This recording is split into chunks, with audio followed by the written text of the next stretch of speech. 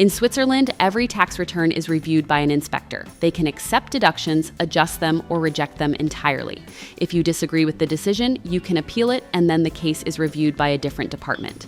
There are two relevant deductions here. One for meals eaten away from home if you physically don't have time to go home during your lunch break, and one for commuting mileage. You're allowed to deduct 15 Swiss francs from your gross income for every meal eaten away from home, and 0.60 francs for every kilometer driven to and from work.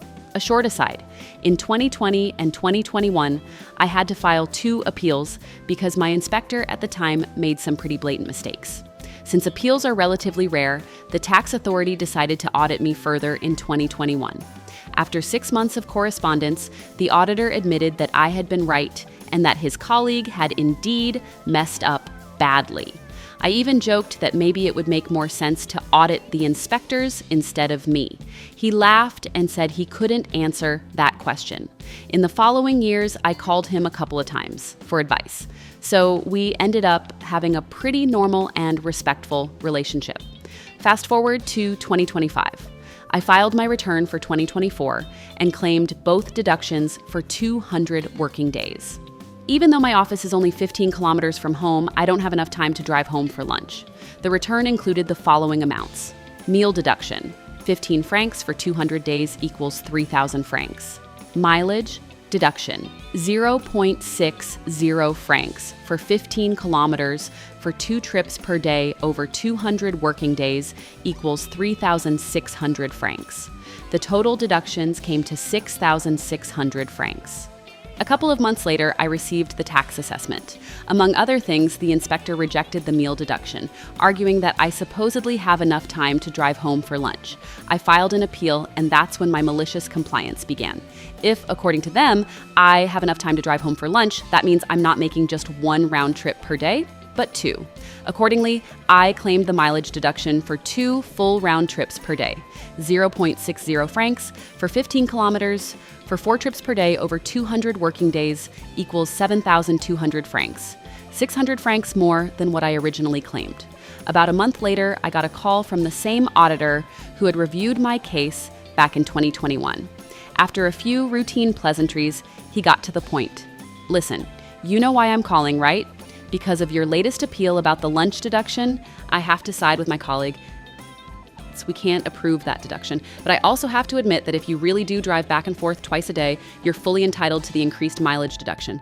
Clever thinking. I could practically picture him smirking. A week later, I received a new tax assessment. In the end, my taxable income ended up 600 francs lower, and the tax office had to cover the costs of processing the appeal themselves.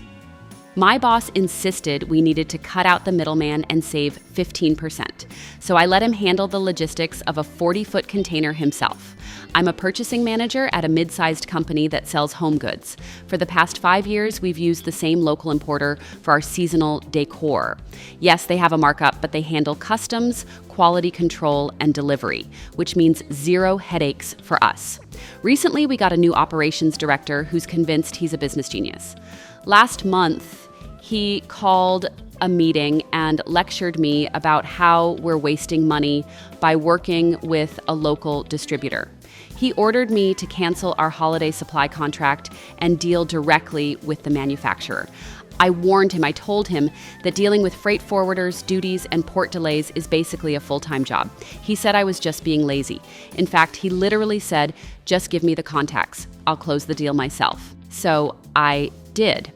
I spent a few days on Alibaba putting together a list of verified Chinese manufacturers of glass Christmas ornaments. I handed him a spreadsheet with 20 factories, their MOQs, minimum order quantities, and the time zone differences. After that, I just sat back and watched. First, he discovered that the FOB, free onboard price, doesn't include shipping to our warehouse. Then he wired the supplier the money without hiring a customs broker. Because of that, the shipment got flagged for inspection by U.S. Customs.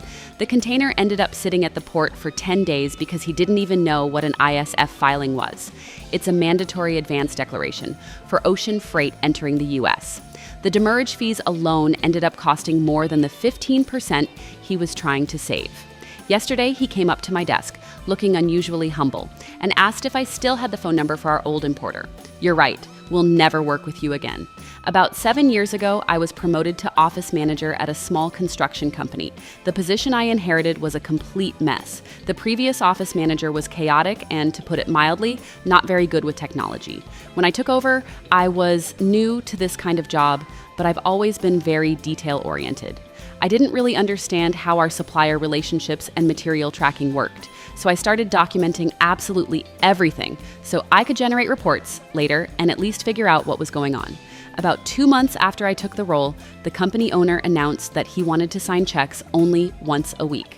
The idea was this: we would notify suppliers that all invoices received from Friday through Thursday at noon would be paid with a check that would be written and signed on Friday. I'm not sure how common that practice is, but judging by the reactions of some suppliers, it wasn't exactly normal in our field. And honestly, I get it.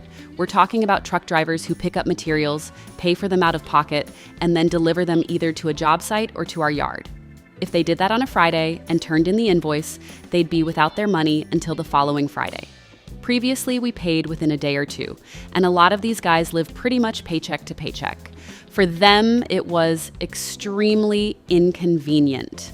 I sent out an email to all the suppliers explaining the new policy. Not everyone loved it, but no one really made a big issue out of it. I think I gave them about 2 weeks' notice before the policy took effect, and we had been working with most of them for years. They knew we always paid. Everyone except one supplier. He immediately told me this was going to be a huge headache for him. I apologized and explained that it was a new company policy and we couldn't make exceptions. He seemed to accept that, and the conversation ended. 3 or 4 weeks later, he called me in a rage, demanding that I issue him a check immediately. I apologized, reminded him that according to the policy, the check would be signed the next day, it was Thursday, and told him there was nothing I could do to change it.